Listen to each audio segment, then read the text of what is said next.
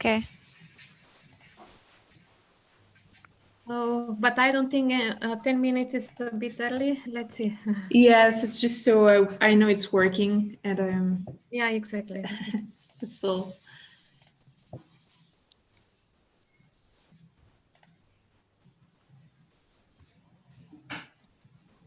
I haven't received any slides from her, so which means that she will be just talking. Okay. Unless she uploads something in the last moment, if she asks something for like that. You might it depends. If they ask for, you might also need to enable a member of her cabinet to talk. But Yes. they will ask. They will say. Okay.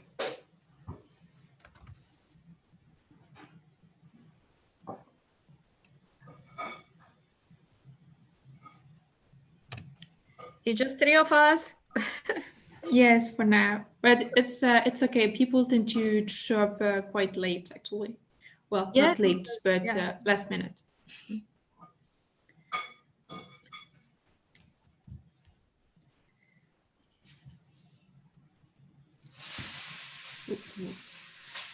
Just Yep, the live stream is perfect. I just checked. In between. Yeah. How can I mute myself?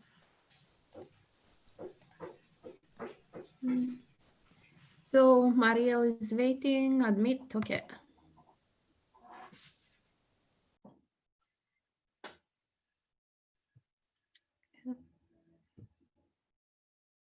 Ah, Werner. Okay.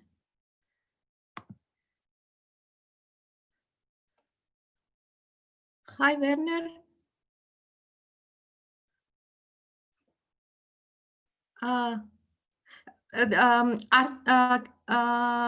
Wait a minute. I unmute. Okay. Still unmute. Marie? Ah, okay, it's unmuted now. Werner? Yes, hi. Can you hear me? Okay. Yeah, I hear you now. Unmuted. Okay, I'm here working from home, so I'm just logging in to follow the discussion. But of course, Margrethe will log in from her office, and I will stay mute and I will not put on my video either. I'm just listening in. Okay, very good. How are you doing? Doing well, quite excited. It worked at the end. So the biggest event is here. Very good. Yeah. How are you? Well, I'm good. You know, it's difficult always these times to work from different places, and it's all a bit improvised all the time. Yeah, difficult. Logistically, it works on your end. You have all the connections you need. Yeah. Well, right now, actually, I'm in I also work from home right now. I'm in my son's room. So you find we all find ways to deal with the situation, but yeah, going well. We don't need to make you a host or anything like that for the meeting. I guess everything will be taken care of by her staff. No, I think this will all be done from headquarters, from the office of Mrs. Vesta. I'm really just here to listen, Okay. to take note if you want. Okay. Very good.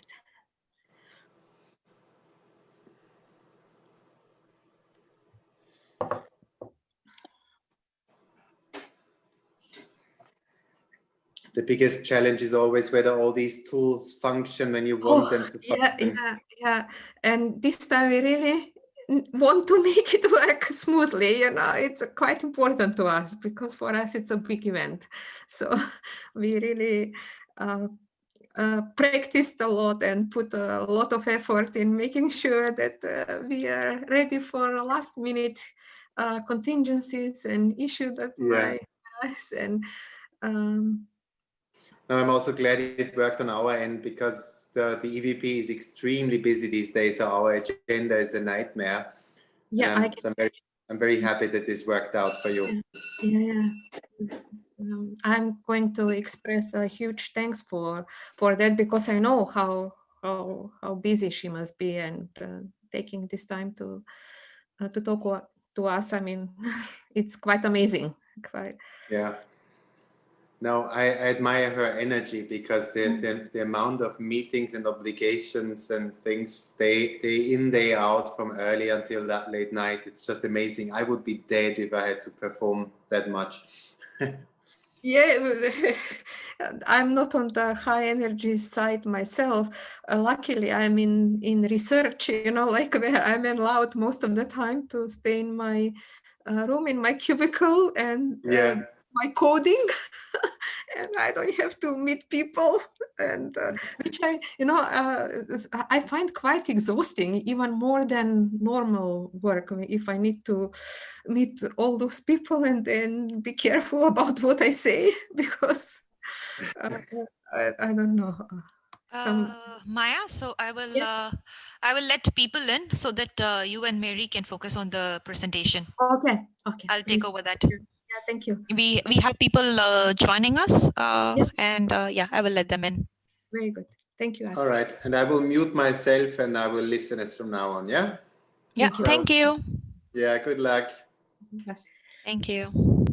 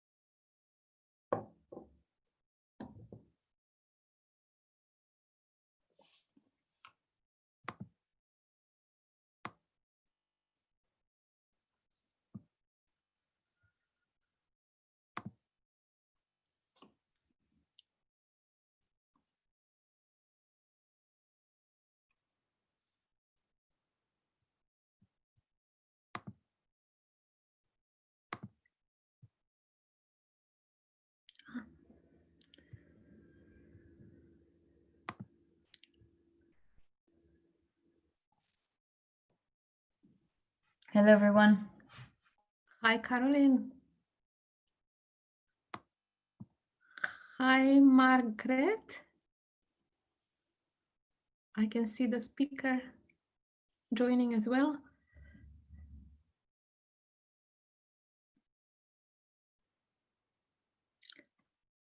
Hello. We need to unmute. Like this? Yeah. Yeah. Okay. It works. We can hear you. Thank you so much. Very Thank you. Oh, yes, unmuting. Very good, and just on time. Yeah, very good. Just in time. So how are you today? We are doing well. We are very excited about this event. We are also very grateful that you found the time to talk to us. Well, likewise, thank you for all you do. It's really amazing and very, very important, as I will say several times in my intervention. Where are you physically right now? I'm in Brussels, but half of the audience will be Brussels-based and half of the audience will be Paris-based. So you will have both French and Brussels audience on your side. And most of the people are people who are doing some type of coding in their life. So they are doing data science and machine learning, but we have from all the possible fields here. Very good. Very, very good. I think Caroline? I just closed my door. Caroline, should I start or should we wait a couple of more minutes for people to I join? think it would be better like to wait 1 or 2 minutes in order for people to join, and then we are ready to go and you can start the session. Okay. Margaret, I just wanted to say congrats on the Apple publication. That's thank you very much. kick-ass. Yeah, thank you. No, of course we should appeal that, and we have good reasons to do it. So, Yes. so no, this will be good. This will be good. And we're extremely proud to have you today because we love people with convictions, and we like when people say what they do and do what they say. So Yes. thank you.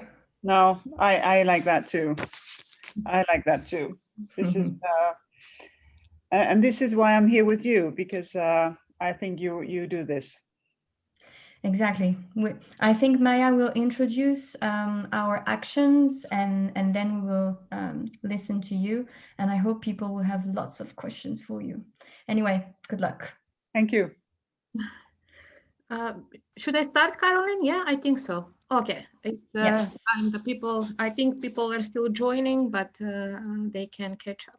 So I will first just shortly introduce the organization and the Brussels chapter, and then I will still leave some time to Caroline to say something about the Paris chapter and our activities. But Brussels chapter is the youngest, or one of the youngest chapters of the organization called Women in Machine Learning and Data Science, which is an organization that strives to support women and other minorities who are interested or who are working in the field of machine learning and data science. So I actually moved in Brussels recently, and I've noticed that there is no chapter of this organization here. And I was thinking what a pity, because the city is such a uniquely positioned that we can have this enhanced discussion and exchange of ideas between people who make policies related to data science and people who actually do data science. And then I decided to found this chapter, and I wanted, after forming it, basically I wanted to start the chapter with the big bang. And in my idea of what this new universe will look like, there was basically only one creator that could be the right person for that universe, and that creator happened to be a woman. The only problem was that I didn't know anyone in the European Commission at that point of time. I didn't know how to reach her. So what I basically did is just I Googled her email and I sent the email, and I thought the chances are nil that I get a reply, because I know that people are very busy. But to my great surprise, in just a couple of days, I got the reply that I need to send more details about myself, about the organization, and the things start rolling on from there on. So this, I was stunned. I mean, this accessibility, this approachability of Margaret just speaks volumes about her. I don't think further words are necessary, and I do hope that it translates to also other official EU officials there, because I find that quite amazing. I also would like to take the opportunity to thank Werner Stenk there, a member of her cabinet. He's here with us right now. He's a man, and we are an organization of women, but we are allowed to thank men for their contribution, and only great men though, not every man. He's a great man because he invested a lot of time to help us to organize this meeting, and I find it great. I also want to welcome Arti Kumar, the co-organizer of the Brussels chapter, who joined us recently, and we really hope to be able to finally meet all of us together of the Brussels chapter and introduce us to each other. And I will now give the floor to Caroline from Paris, from the Paris team. A big thanks go to them for jumping in and helping me to organize this whole thing. I think they are doing a great job with the Paris chapter there, and that's where I envision at some point to bring the Brussels chapter at that point. Caroline, can you tell us something about? Actually, hi Maja. Actually, it's me, Marie, who Okay, will Marie. do this presentation.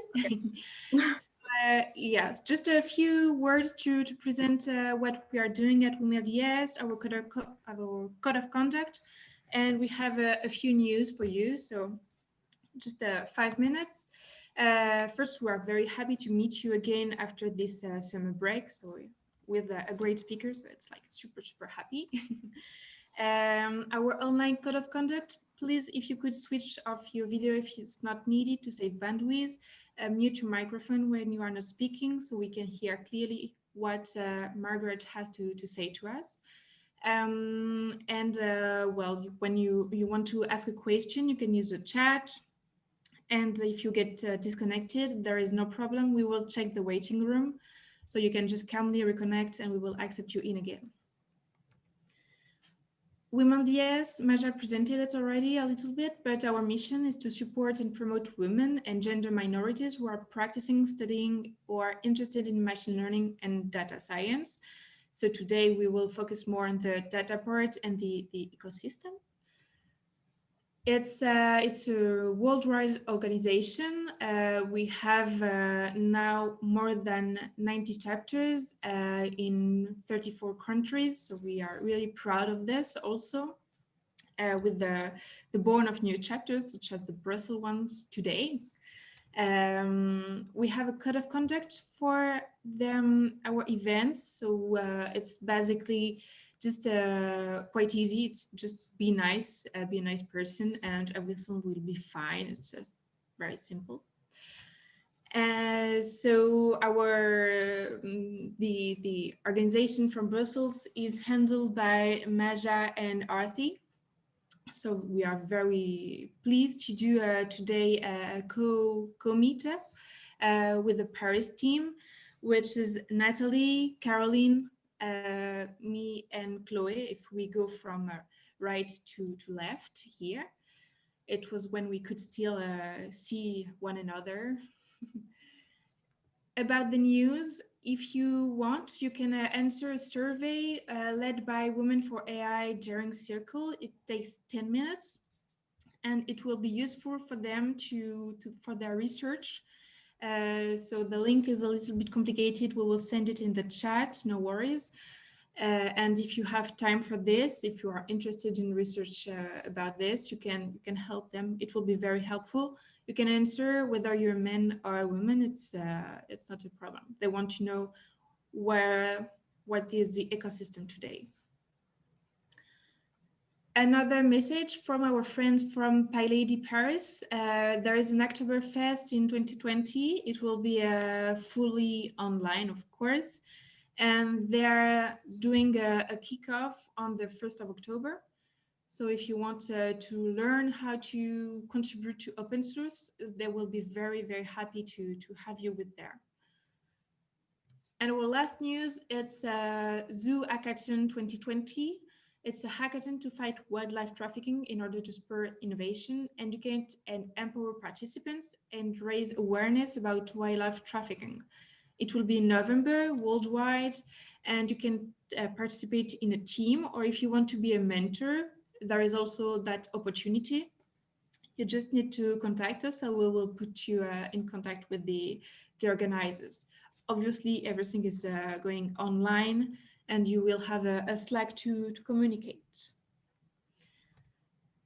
If you want to get news or contact from us, we are everywhere on the web by email, Twitter, LinkedIn, Instagram, Slack, and we have a website, and we even have a Google Calendar if you want to be keep posted with all the online events from all the WiMLDS teams.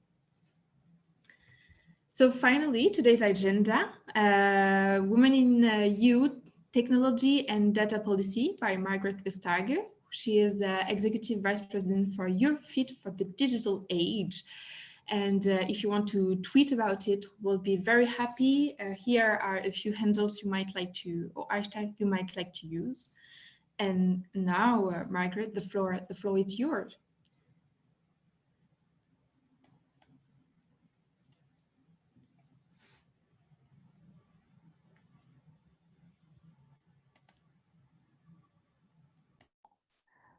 Margaret, the microphone is off.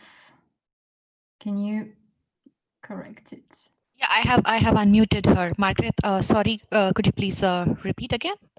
Yes, I'd be more than happy to do that. And it's amazing after all these months that one still make these sort of rookie mistakes, but very, very happy to be here. And many thanks for the very nice introduction. And thank you for the introduction to your activities, both sort of the new ones here in Brussels and the ones in Paris. I really liked also sort of the news.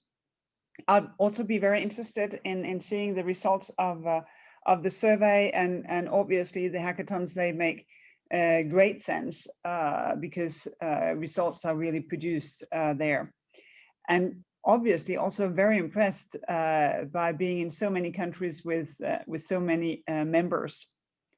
And the reason why I'm really intrigued and happy to be here is the obvious, that Europe's future is digital. Big data, artificial intelligence, Internet of Things, all major drivers for our economic success in the coming years. And yet, as you will know, we are facing very, very serious shortages of skilled ICT professionals.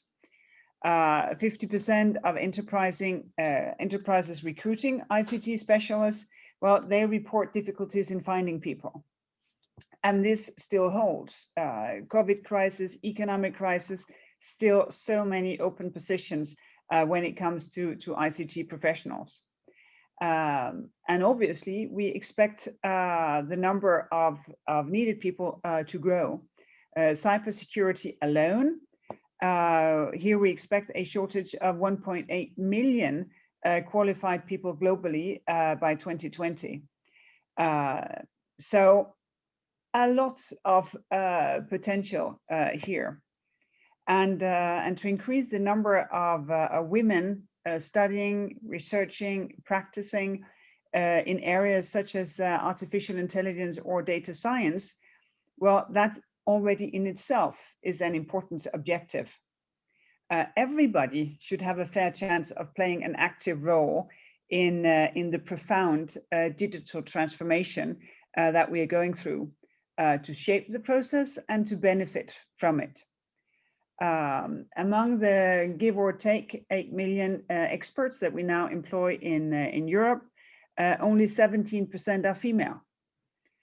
Promoting women in technology, therefore, becomes a very critical factor when it comes to be successful in Europe's future, because otherwise we will not be able to neither benefit fully from technology, nor will we be able to shape it as we would want to do it, to make sure that humans are always in control. And of course, in Europe, with European values, that we can shape our own societies.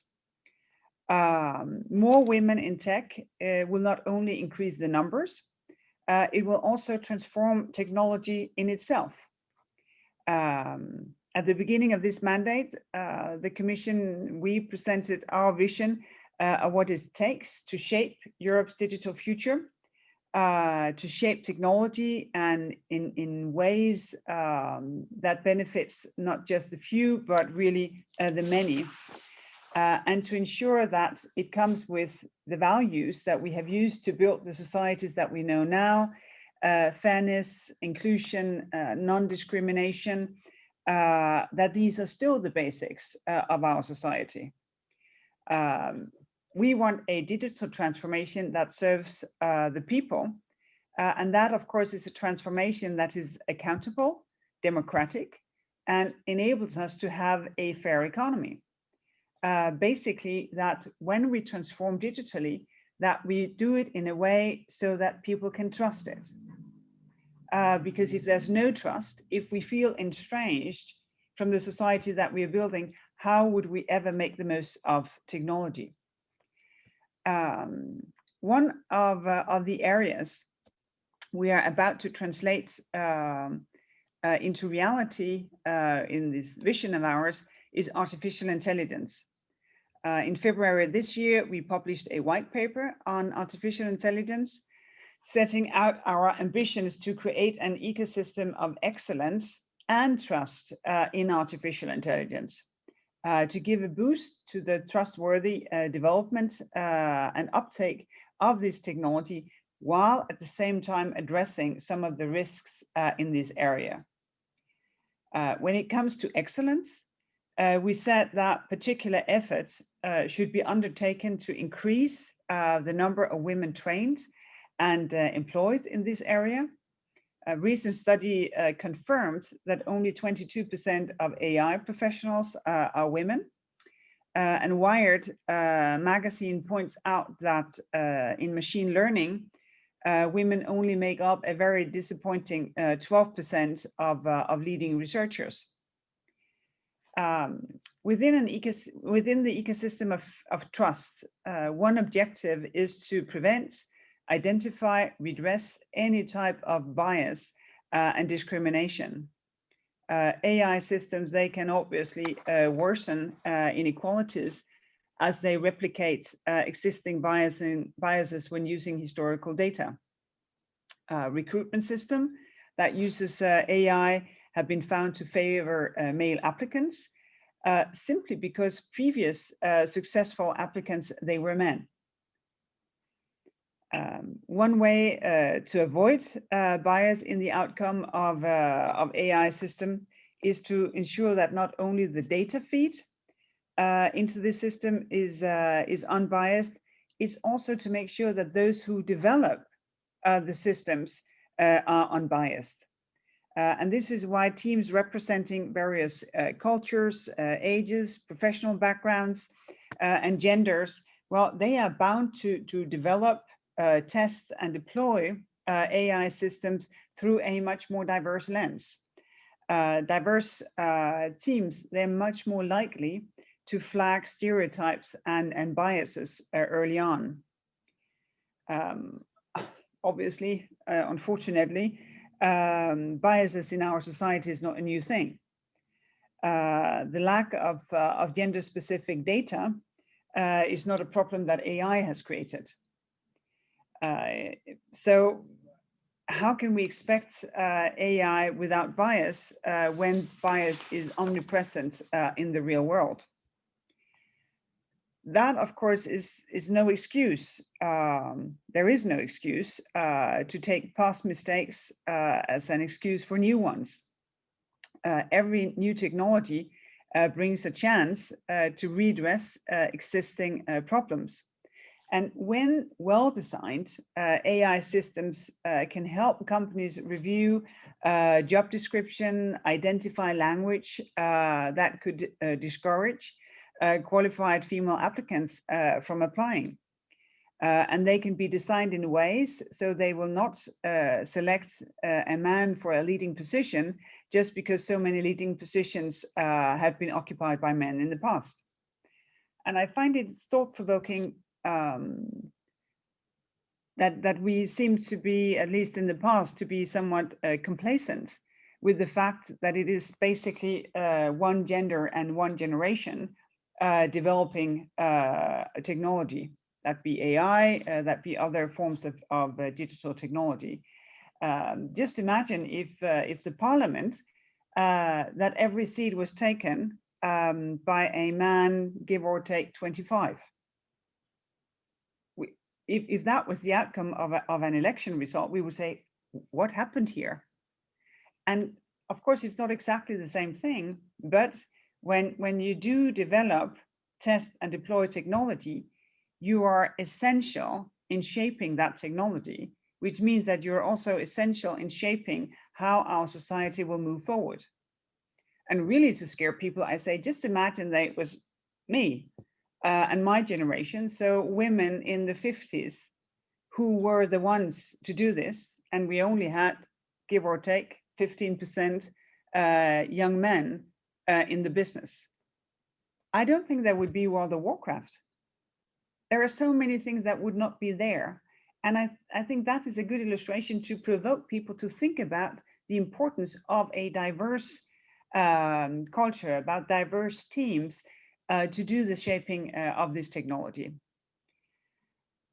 This brings me to a closely related subject, of course, our data strategy.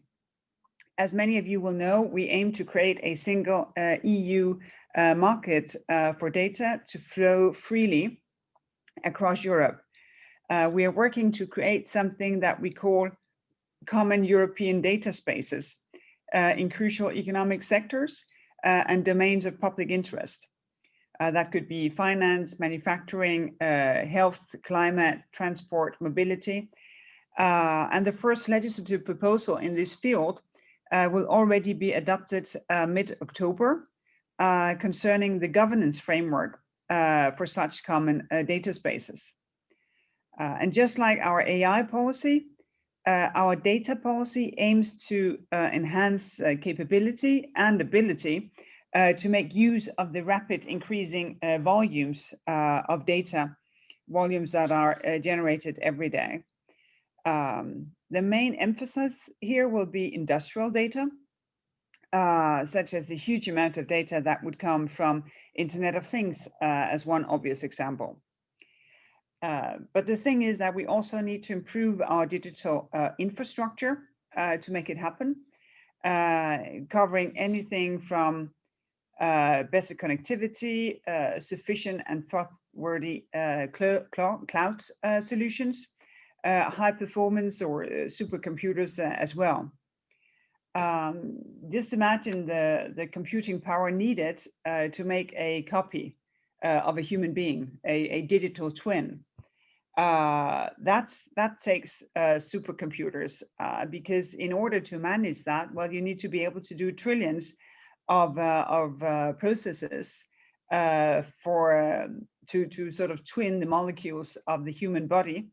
And that will be a great help to advance treatments, tackle diseases, viruses, improve the diagnostics. So I think that is one of the most obvious examples of why this is important and why we need it right now. Excellence in data also requires excellence of those who work and do research in this area. And major efforts will be needed to enhance digital skills and data literacy.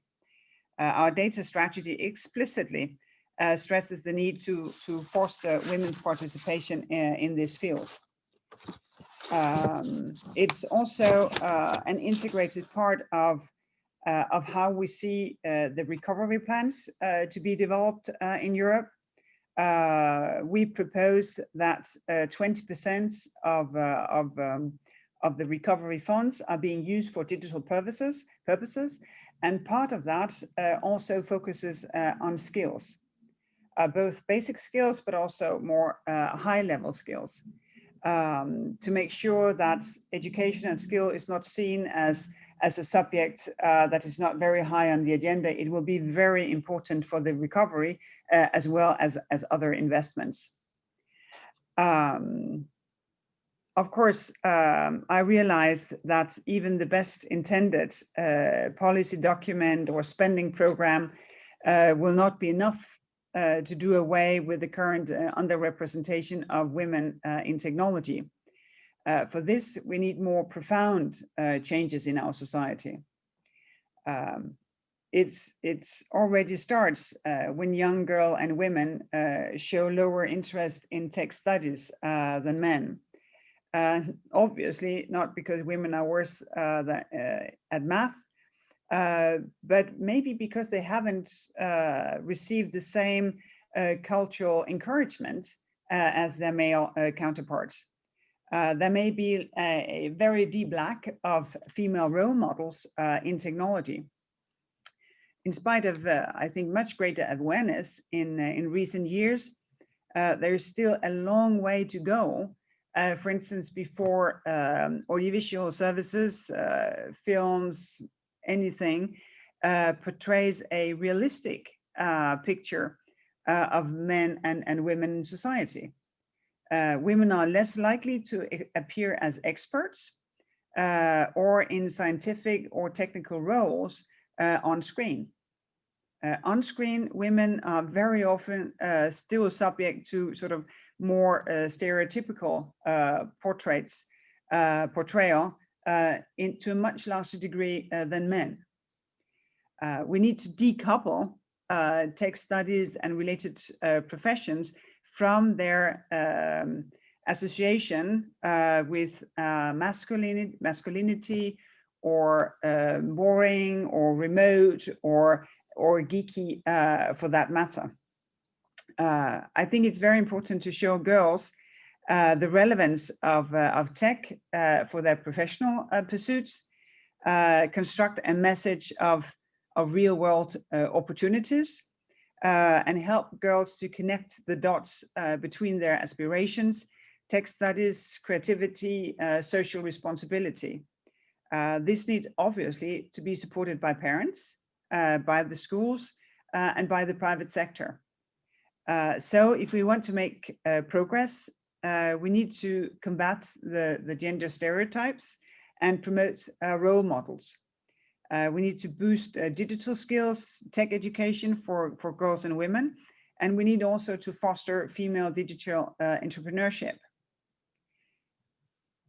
You know, I am very afraid that I have been saying all of this to the very wrong people, because you will know this so much better than I do because you see it every day. I have been, as they say, preaching to the choir. But again, you know, I feel so fortunate to speak to members of an organization representing so many women in technology, so many role models already there. If this was more known, if you were out there, I think that it in itself would have a very positive effect.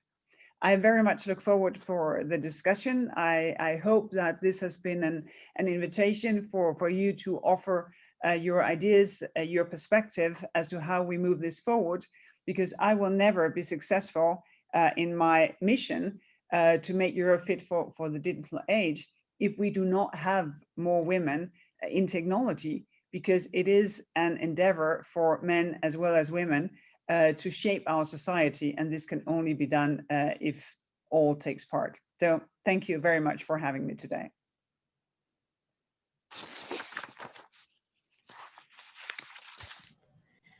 Thank you very much. It was great. It was very interesting, thought-provoking.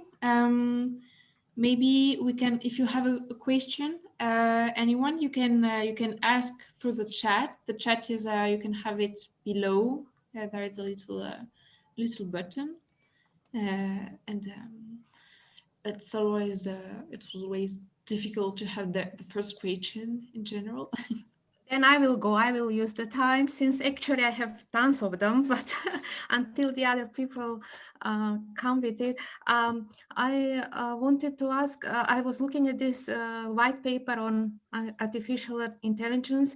Have you done, or do you have any intention to do any impact analysis, maybe using the Moore indicators or another of the impact that the document is having. And the second question will be more related to the fact that most of the people would associate the future of work with artificial intelligence, and work is basically what we need for economic growth.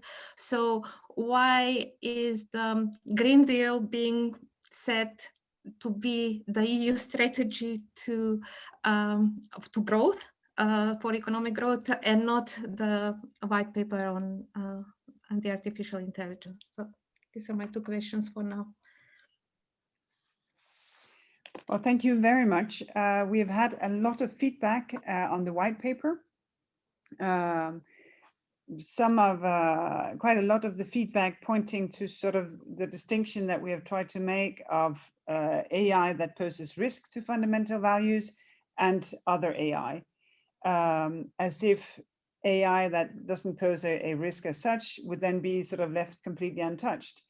Obviously, AI that does not impose risk would be sort of object to sort of other kinds of legislation, product liability, that sort of things. But the second thing is that when you talk about artificial intelligence that poses risk to fundamental values, how to put that into concrete effect.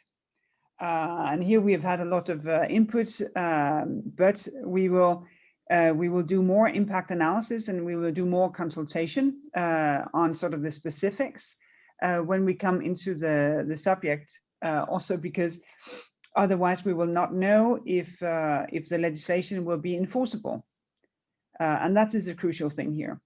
I think that this regulation on AI that poses risk to fundamental values, that is one of the keys to creating trust.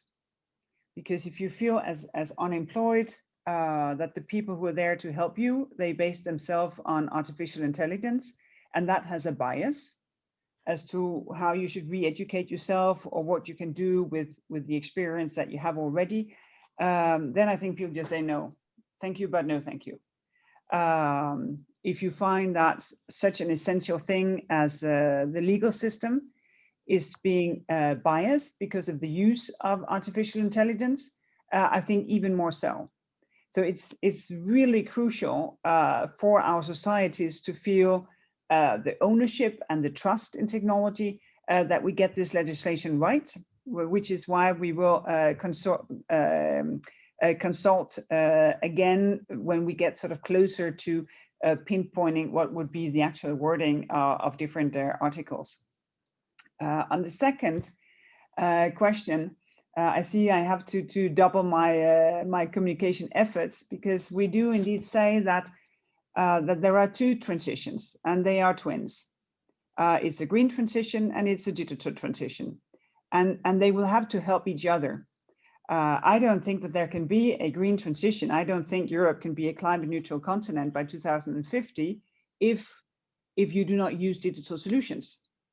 You need digital solutions for making energy efficient buildings. You need technology to help you get in control of your use of resources. You know, the list is endless. Such a fundamental thing as being in control of your grids, electricity grids, when you have energy production coming from windmills and photovoltaic and hydro, just to take 3 examples. That is such a tricky thing to do. You really need technology to help you. So no, we will push both things.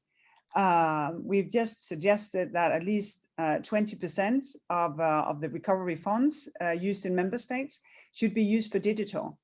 And we are now in the process of finalizing sort of a tagging, so that the different entries of the recovery plans, it can be seen whether or not they contribute to this spending target. So very much with you that the digital transformation is needed, and also that it is something that will create jobs and make those jobs sustainable in the long term. So very much with you on that. I'll start with summarizing some of the questions of the audience. By now we have quite a lot of them. You mentioned that you would like more visibility of organizations like ours as a role models. So what kind of visibility would be beneficial to support your activity in the activities, and how would you see this journey of creating role models in data science and machine learning? Well, as said, I think it's very important that that girls at school see that this is also a path for me. You know, this very simple truth that if you're looking for a new employee, if you only have a picture of a man in your ad for this open position, well, then men will feel more inclined to look for this position. As soon as you have both genders represented, women can so much more easily mirror themselves and might apply.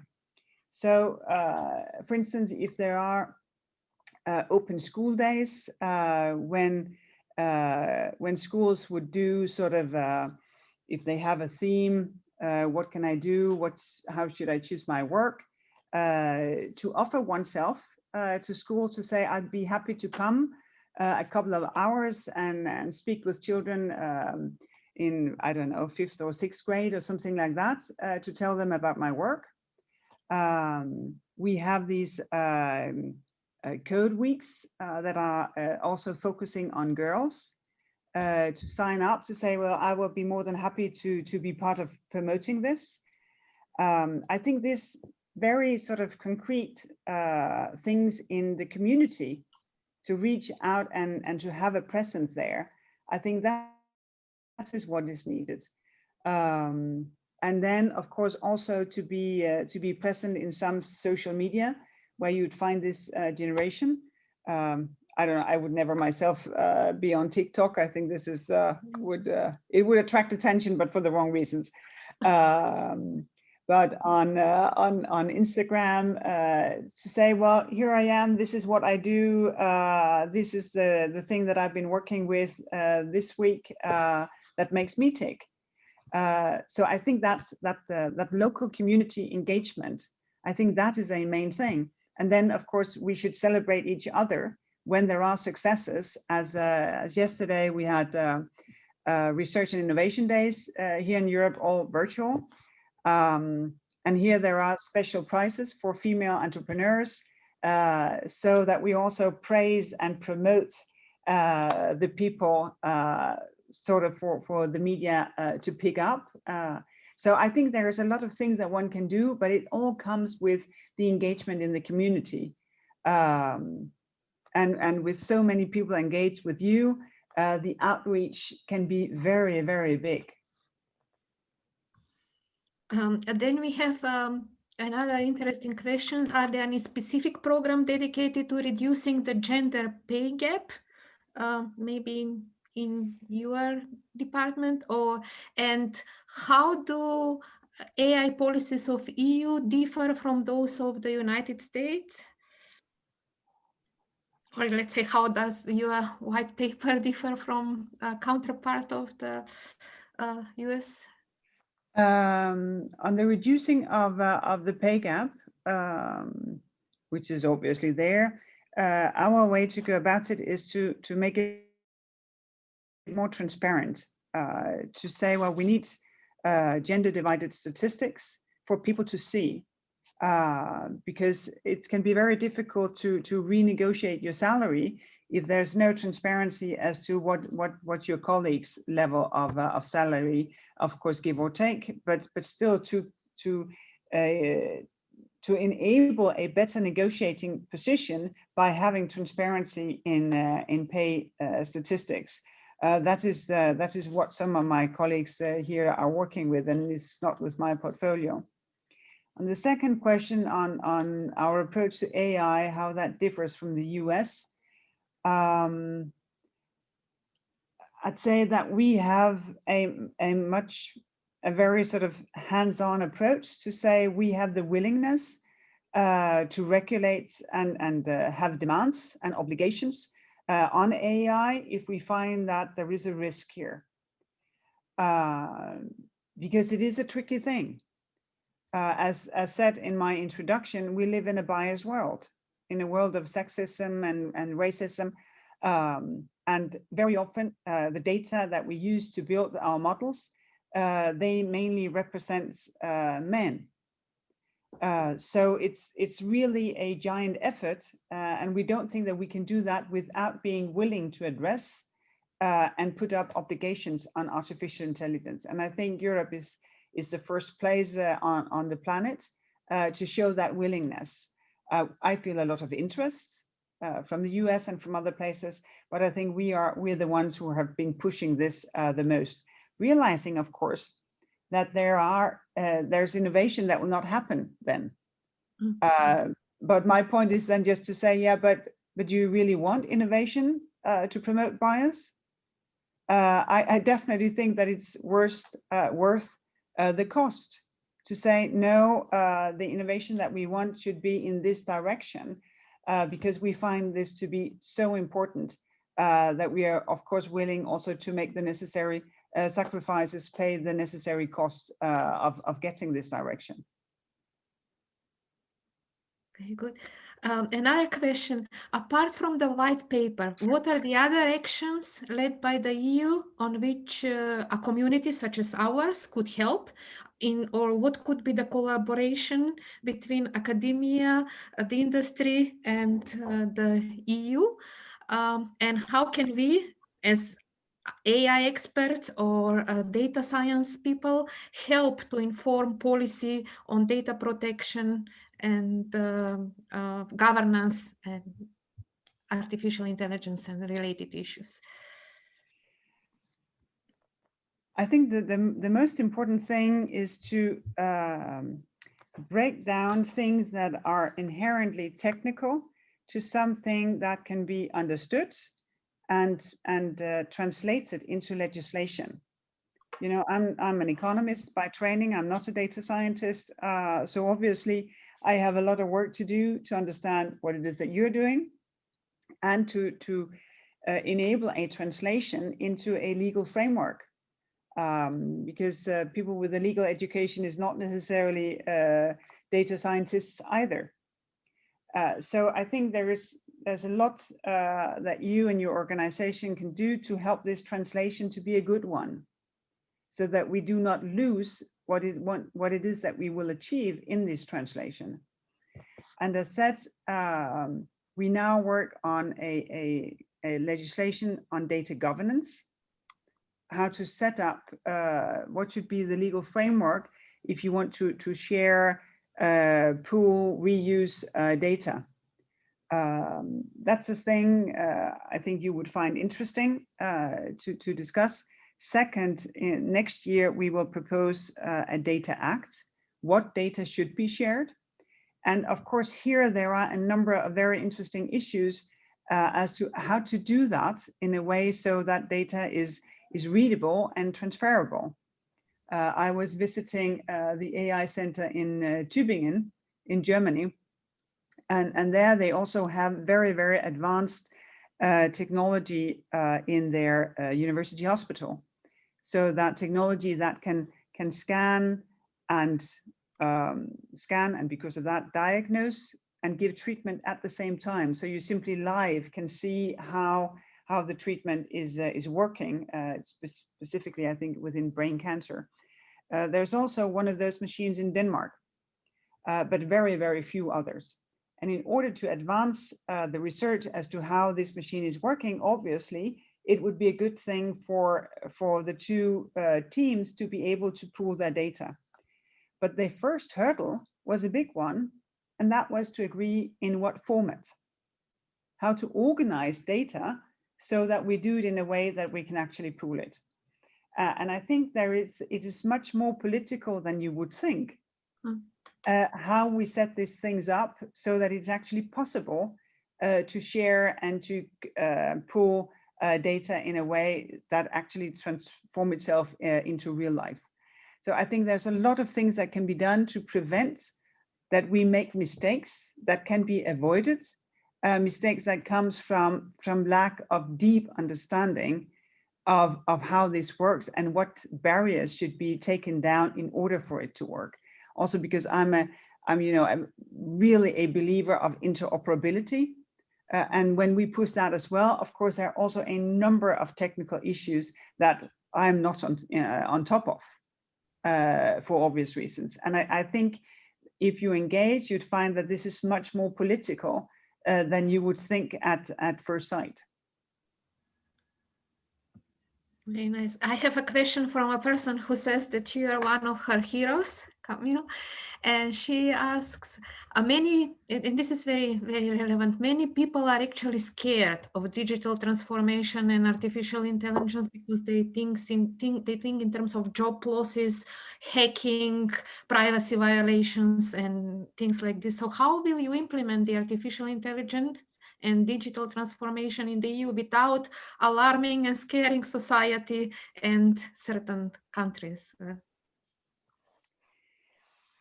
Well, the thing is that to some degree, people are right to be, if not scared, then at least concerned. Because technology can be used for awful purposes. We see the surveillance, sort of these social systems in China, for instance, facial recognition used large scale to do surveillance on how people are moving around in cities. Many people have tried to have either unwelcome mail from someone who's trying to, make them give away their data. And we have seen also during the COVID lockdown how even hospitals were targeted by hackers to close down their systems. So I think there is good reasons to be concerned. And that is the task of us to say, well, we will address these concerns in order to unleash the potential. I think the tricky thing in that balance is that sometimes we just sort of pocket the progress and forgets about it.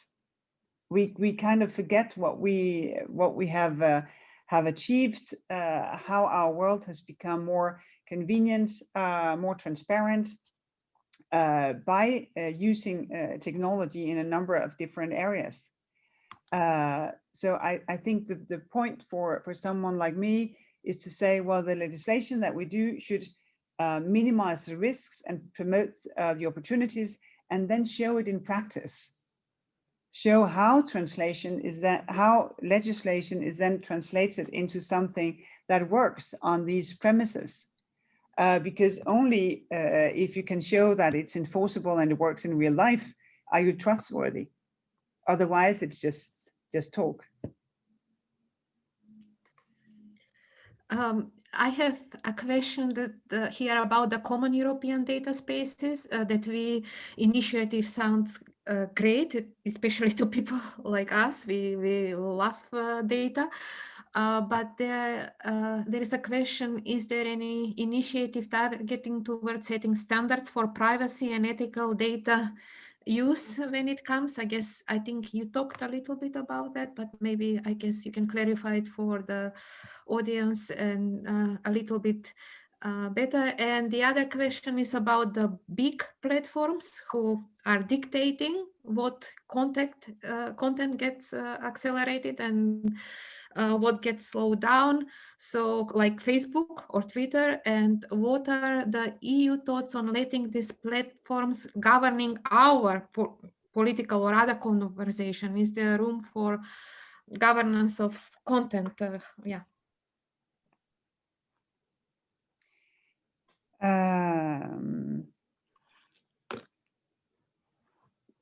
First, obviously, sort of data spaces is a metaphor. It's a metaphor for creating the legal framework, the rules that allows people to pool data and to share them. And this is why sort of the legislation in itself should set standards. If it's personal data, of course, sort of the Digital Citizens' Right, the GDPR, will have to be used. We think that some of the first spaces will be have a much more of a content of industrial data. I realize, of course, that very often you have hybrid amounts of data that have features that may allow you to sort of to work your way back to the individual. But we kind of try to start with the industrial side of things to get knowledge about how it will actually work. On that note, when it comes to privacy and the GDPR, we still have work to do in order to make sure that it's truly implementable. I myself are trying to get my head around the concept of consent, because sometimes I read terms and conditions. I would love to hear if what percentage of your members are reading terms and conditions, because it seems to be a very, very selected group of people who have this strange idea that one should read what you sign. And I don't do it always, not at all, but I do it once in a while. And when I do that, you know, it really scares me what we consent to. What we consent to sharing, what we consent to just pass on.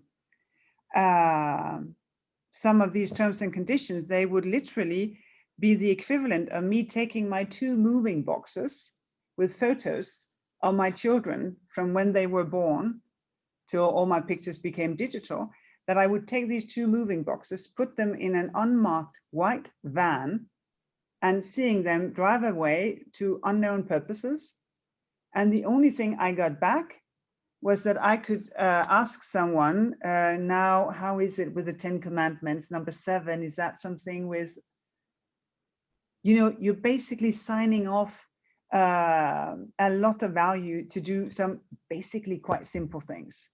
So on privacy, we still have some way to go. And as you know, with the Schrems judgments, also to figure out how to allow for exchanges between countries, that is a challenge for us. On the big platforms, here I think you're right to say that since they are very powerful in what they do, we might want to have a closer look. And I just, from a competition point of view, announced that we will try to make better use of sort of the National Competition Authority referring acquisitions to us, because very often sort of the use or non-use of new technology is being decided by acquisitions. Because in Europe, for instance, you have a vibrant, innovative community, lots of innovation, lots of brand new companies popping up. So we see that some platforms, they are literally on a shopping spree in Europe. And here it would be good to know if we actually find that this is a good idea. But second, then also to enable a capital market that will fund these new ideas and these upcoming companies. And especially when it comes to female entrepreneurs, there is a challenge, because female entrepreneurs find it so much more difficult to attract funding than their male counterparts. So we're in the process of, you know, vitalizing a European capital market so that you can have a technological development outside of sort of the domain of big tech, because otherwise, of course, there is a risk that we will lose enormous potential when it comes to innovation. Okay, oh, there is just one coming right now. Today, we are in an impressive position, requiring political, philosophical, technical knowledges, so many knowledge they require there much knowledge. How did you come there? It also be very exhausting. What keeps you fighting for your ideas? Well, it's a good question, and sometimes I ask myself this question on a very long day when, you know, you come home and nothing is left of you, and then you still have to prepare for the next day. So wonder why. I live in Brussels and my family live in Copenhagen, and these days, obviously, when travel is restricted, that's too much of a bad thing. But the thing is, for me, you know, you have one goal in your life. You have one life. And one of the things that makes a lot of sense to me is to do my best to enable other people to take their own decisions and make their own choices about how their life should be. And that makes a lot of sense to me. And if it makes sense to me, that, you know, that gets me out of bed in the morning. It certainly gets me in bed at night as well, because it, as you say, it takes some effort. But that fundamental, I have never let go of.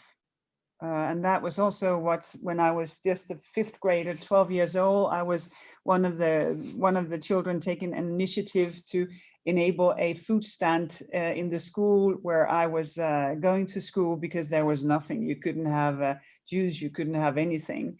So that has been my driving force, like forever, as long as I can remember. And then it has taken many different sides. You know, I have been in politics, I have been a public employees. I have been doing all sorts of jobs while I was studying, but this has been my driving force. And of course, I hope to be able to pass that on and create a community that shares that passion. That's some of the best thing that you can do for yourself, is to create opportunities for others. And I think this was a great question for the last question, actually. It came up from our global community, by the way. We were not able to have most of our chapters because they are all over the world, but we are so grateful that you allowed also for this to be recorded, because many people from our community from around the world would be very interested in what you have to say. So I'm just going to allow now for the last minute to if you would have any questions that you would like to ask us or anything. Well, I will just ask you to engage. I would really encourage you to pass on your passion for your work, so that people can see it, because passion travels so much faster than any op-ed I would do, any Twitter feed I would do. Passion travels so much faster, and it has such a longer duration in people.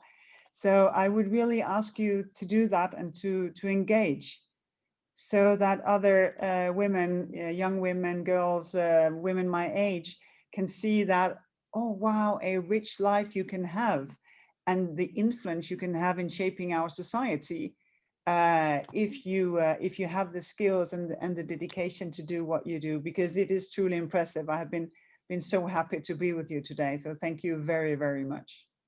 Yeah, the pleasure has been all ours. We really, really thank you. We think it was fantastic. Thank you for the great audience, the great questions. Everyone, thanks, Margaret. Okay. Thanks a lot, and hope to see you again. We do as well. Thank you. Bye-bye. Thank you. Bye. Thank you. Bye. Thank you. Bye bye. Thank you so much. Thank you. Bye. Bye. Thank you. Bye.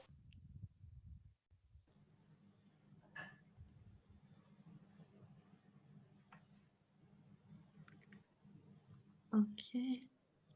Gradually logging in. Okay.